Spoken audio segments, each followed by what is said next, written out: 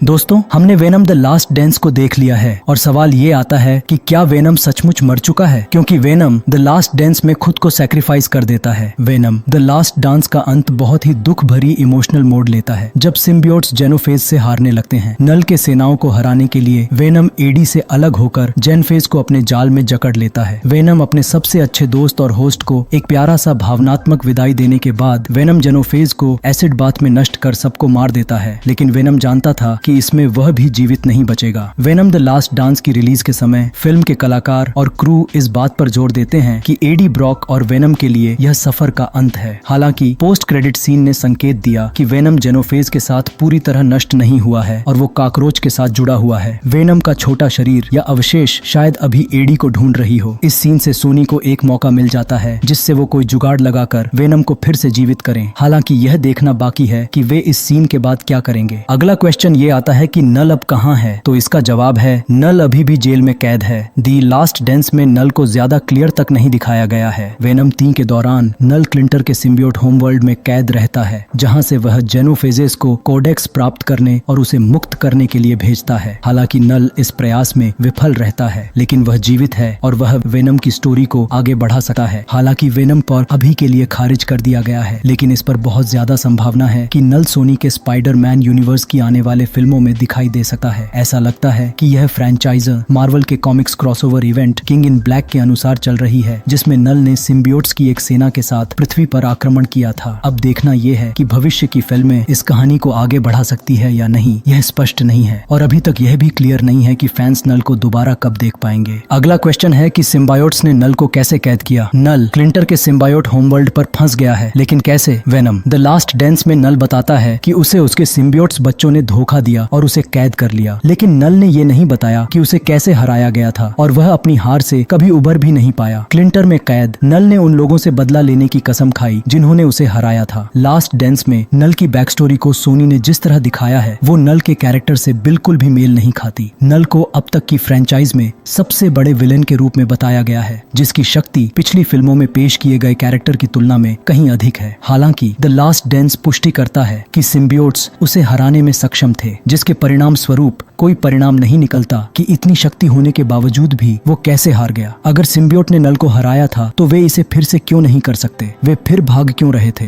अगला क्वेश्चन है कि क्या एडी ब्रॉक कभी वापस आएंगे। एडी को आखिरी बार न्यूयॉर्क शहर में देखा गया था। हालांकि venom the last dance venom की मौत के साथ समाप्त हो गया, लेकिन एडी ब्रॉक अभी भी जीवित और स्वस्थ है। फिल्म के अंत में एडी न्यूयॉर्क शहर की यात्रा करता है, जहाँ वह अपने मृत मित्र वेनम के सम्मान में स्टैच्यू ऑफ लिबर्टी का दौरा करता है। अब वह उस सिम्बियोट से मुक्त हो गया है जिसके साथ वह कभी अपना शरीर साझा करने से नफरत करता था। एडी की कहानी को फिल्म में अब खुला छोड़ दिया गया है, जिससे भविष्य की सोनी यूनिवर्स की फिल्मों में उसके लौटने की गुंजाइश बनी हुई है। टॉम हार्डी ने द लास्ट डांस को एडी ब्रॉक के रूप में अपना आखिरी रोल बताया है, लेकिन अगर कहानी में ऐसा मोड़ आए जहां पर उन्हें वापस लौटना पड़ेगा तो वो वापसी कर सकते हैं। एडी के जीवित रहने से इस किरदार के लिए बाद की फिल्मों में वापसी का रास्ता खुला रहता है, भले ही वह वेनम सिम्बियोट के साथ न हो। एडी के न्यूयॉर्क वापस आने के बाद वह मॉर्बियस और मैडम वेब जैसे कुछ अन्य एसएसयू किरदारों से मिल सकता है, क्योंकि ये दोनों न्यूयॉर्क शहर में ही रहते हैं। मूवी के लास्ट सीन में हमने देखा पेन के साथ एक नया सिम्बियोट जुड़ जाता है और क्वेश्चन ये है कि पेन के सिम्बियोट का क्या होगा। टेडी पेन द लास्ट डांस के अंत में एक सिम्बियोट के साथ जुड़ते हैं। द लास्ट डांस में कई नए कलाकारों को शामिल किया गया है। जूनो टेम्पल का किरदार टेडी पेन विशेष रूप से दिलचस्प साबित होता है, खासकर जब वह फिल्म के तीसरे भाग में एक सिम्बियोट के साथ कनेक्ट होती है। पेन और उसका सिम्बियोट जेनोफेज के हमले से बच जाते हैं। हालांकि यह नहीं बताया गया है कि उसके बाद उनके साथ क्या हुआ। पेन का अपने सिम्बियोट के साथ जुड़ना थोड़ा अजीब था, क्योंकि एलियन ने उसे अतिरिक्त शक्तियां दी, जिसमें तेज स्पीड और विद्युत शक्तियां शामिल थीं, जो उसे बचपन में बिजली की मार से उपजी थी। पेन और उसका सिम्बियोट एसएसयू की भविष्य की फिल्मों में स्पेशल कैरेक्टर के रूप में वापस आ सकते हैं। शायद आगे की कहानियों में वे वेनम सिम्बियोट की जगह भी ले सकते हैं। यदि SSU king in black story line को अपनाता है तो यह नया सिम्बियोट निश्चित रूप से उसमें फिर से दिखाई देगा। क्या एसएसयू में स्पाइडरमैन मौजूद है? यह क्वेश्चन पूछना भी बहुत सही है, क्योंकि कार्नेज की एंड में हमने देखा था कि वेनम स्पाइडरमैन को सबक सिखाने की बात करता है। वेनम फ्रेंचाइज ने अभी तक अपना स्पाइडरमैन का वेरिएंट इंट्रोड्यूस नहीं किया और ना ही स्पाइडरमैन का कोई variant venom the last dance में दिखाया गया है। अगर दिखाते तो शायद वेनम को नहीं मरना पड़ता। हालांकि सोनी के स्पाइडरमैन यूनिवर्स में स्पाइडरमैन एग्जिस्ट करता है। अगला सवाल कि एरिया 51 या 55 से और कितने सिम्बायोट्स भाग निकले। द लास्ट डांस में कई नए सिम्बियोट्स को पेश किया गया और मार दिया गया। वेनम द लास्ट डांस के एंडिंग में जेनोफेज और एरिया 51 के सिम्बियोट्स के बीच एक जबरदस्त लड़ाई दिखने की मिली। एलियंस को अमेरिकी सरकार ने अध्ययन के लिए हिरासत में लिया था, लेकिन एंड में नल की सेनाओं द्वारा उन पर हमला किए जाने पर वे मुक्त हो गए। दुर्भाग्य से ज्यादातर सिम्बियोट्स अंतिम लड़ाई में नष्ट हो गए। हालांकि यह स्पष्ट नहीं है कि वे सभी नष्ट हुए या नहीं। द लास्ट डांस की अंतिम लड़ाई में एग्जैक्टली बता पाना मुश्किल है कि कितने बच पाए, जिससे फैंस को यह उलझन बनी रहती है कि कितने बच गए। पेन के सिम्बियोट के बच जाने की पुष्टि हो चुकी है, लेकिन अभी भी वहां और भी हो सकते हैं। शायद भविष्य की एसएसयू फिल्मों में हमें देखने को मिले कि इन बचे हुए सिम्बियोट्स का क्या हुआ और क्या वे नए होस्ट खोजने में सक्षम थे। एमसीयू में छोड़े गए वेनम नमूने का क्या हुआ? एडी ब्रॉक ने नो वे होम के बाद एमसीयू में सिम्बायोट का हिस्सा छोड़ दिया। स्पाइडरमैन नो वे होम में टॉम हार्डी के एडी ब्रॉक को कुछ समय के लिए एमसीयू में शामिल होते हुए देखा गया था, जहां वह मैक्सिकन बार में नशे में धुत हो गया था और उसे तुरंत अपने घर वापस भेज दिया गया था। हालांकि वह वेनम सिम्बियोट का एक नमूना छोड़ गया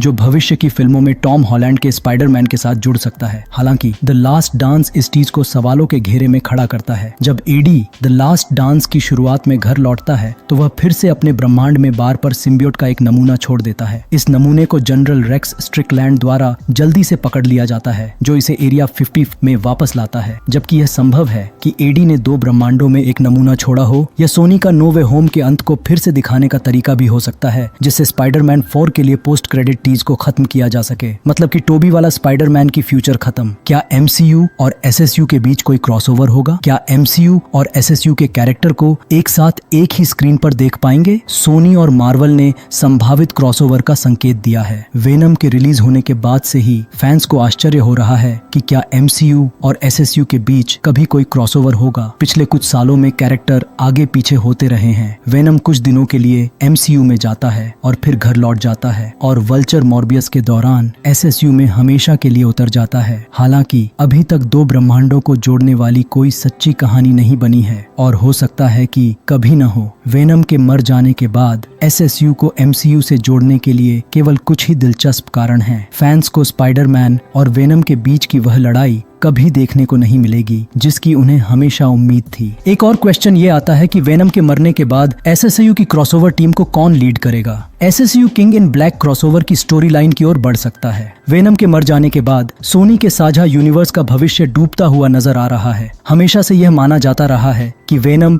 एसएसयू द्वारा बनाई गई किसी भी टीम का एक बड़ा नेता होगा। अगर ऐसा कुछ टीम हुआ भी, लाइक एवेंजर्स, वेनम के बिना फ्रेंचाइज में केवल कुछ मुख्य कैरेक्टर ही बचे हैं, मोर्बियस और मैडम वेब, जिनमें से कोई भी टीम के नेता के रूप में वेनम की जगह लेने के लिए पूरी तरह से सक्षम नहीं है। हालांकि आने वाली क्रावेन द हंटर फिल्म सोनी की समस्या को हल कर सकती है। अगर ऑरोन टेलर फैंस को खुश करने में सफल होते हैं, अगर क्रावेन प्रूव कर सका कि वो ही अब एसएसयू का जीसस है, तो डेफिनेटली इस पर ज्यादा चांस है कि वो टीम को लीड करेगा। अगर सोनी के शेयर्ड यूनिवर्स से कोई टीम उभरती है तो